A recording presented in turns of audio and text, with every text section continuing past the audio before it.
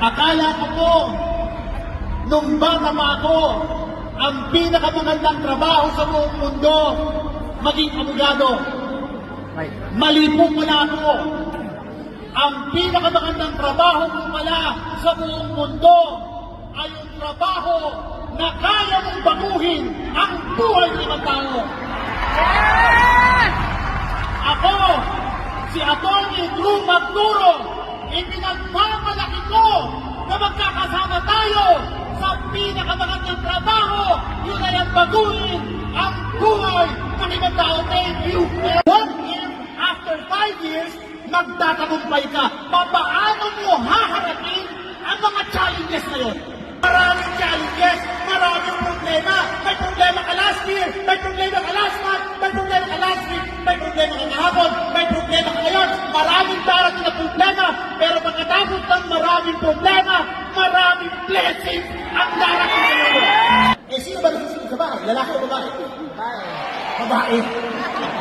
Tama. Ayaw ko, gusto niya, edi sinunod ko yung asawa ko. Kasi yung asawa ko po ay isang judge. Hindi na po basta judge yan. Okay? Actually, siya po ang naghatid sa akin sa ganitong klaseng negosyo. Yung asawa ko po yung information, ha? Para lang makita niyo kung sino yung nakatayo. Diba? Yung asawa ko po ay inimbita last month ng US government just to attend the seminar ng Association of American Judges sa US. Okay na po ba yan? Bigtan hindi. Mas bigtan yung asawa. So ayaw ko na. Gusto ng asawa ko, bahala ka sa buhay ko. Bahala ka, gawin mo lang. So umuwi ka na madaling araw, nagtitraining from Laguna, pupunta. Alas na sa madaling araw, kasama yung mga taga-probinsya. So nagsisigawan, nagpapalakpakan. Sabi ko talagang mga adik itong mga ito ah. Hindi ako naniwala. Ayaw ko talaga. Kaya lang dumating mga pagkakataon, pati nanay at tatay, kung nakikipalakpak na rin. Medyo sabi ko, alam nga na ito ah.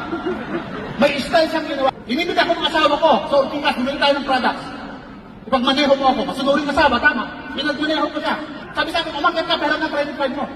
O, di binigay mo ang credit card ko. Hindi, umakyat ka, pabibili pa. Pag akyat ko doon, sabi sa akin, mahaba ang pila.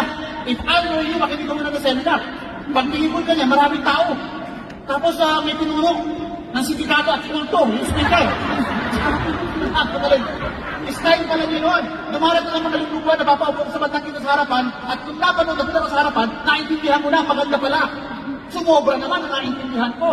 Dati nakaupo na ako, ngayon nakatayo na ako dito parang magtayo. Isa sa mga lessons na natutunan ko, you cannot escape your destiny. Yes. Pag may nakatakta pala sa isyon, wala kang magagawa. Actually, yung pagkakaimbita sa inyo dito, pagkakasali nyo sa Alliance in Motion Global, it's part of God's mysterious design. Yes. Negosyo ang pinasok natin. Pag negosyo, minsan ang kita maliit, minsan malaki. Minsan maliit ang kita, minsan malaki. Yung malalaki ang kita ngayon, dating maliit din ang kita niyan. Umiikot, it's a cycle. Kaya pag maliit ang kita mo, darating din ang panahon, lalaki rin ang kita mo. Yes! What if, after 5 years, magtatagumpay ka? Yes! What if, after 5 years, magtatagumpay ka? Paano mo haharapin ang mga challenges na yun? Bibigay ka ba kung alam mong after 5 years, magtatagumpay ka? No! Kawalan ka ng tao, okay lang. Pag nawala ka ng tao, naubos ang tao mo, ibig sabihin, tapos na sila sa misyon kung sumali sila. Hindi sila masamang tao, na-fulfill lang nila yung kanilang goal pag sa pagsali sa timo. At kung maliit pa ng kita mo, it's okay.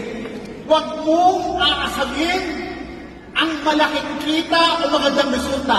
Ang asamin mo ay magkameron ka ng tamang ugali para harapin ang mga challenges na kailangan para matagumpay. Ganun eh. Magtatagumpay ka din. Ang mga nagtagumpay na tao, wala naman silang special skills. Wala naman silang special talent. Ang mga nagtagumpay na tao ay ordinaryong tao, pero ang malaking pagkakaiba, naniwala lang sila. Bakit hindi pumuputok ang grupo mo?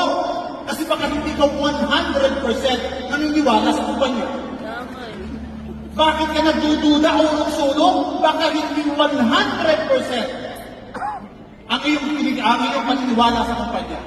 Nagdududa ka ba kung legit? Dito na yung lingkod. Legit ito. Dapat maniwala.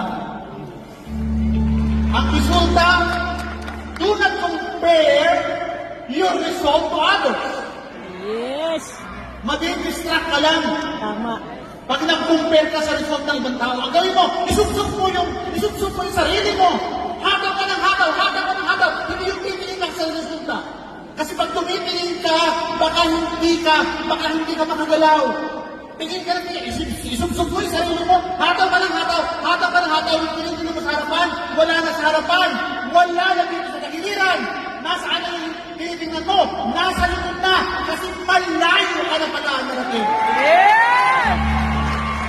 Maraming challenges, maraming problema. May problema ka last year, may problema ka last month, may problema ka last week, may problema ka kahapon, may problema ka ngayon. Maraming darating na problema, pero pagkatapos ng maraming problema, maraming blessings ang darating sa iyo. Sana simula lahat, maniwala ka. Just believe now and beyond. Anong? Naniniwala ka ba? Naniniwala ka? Naniniwala ka ba? Nalayaman ka!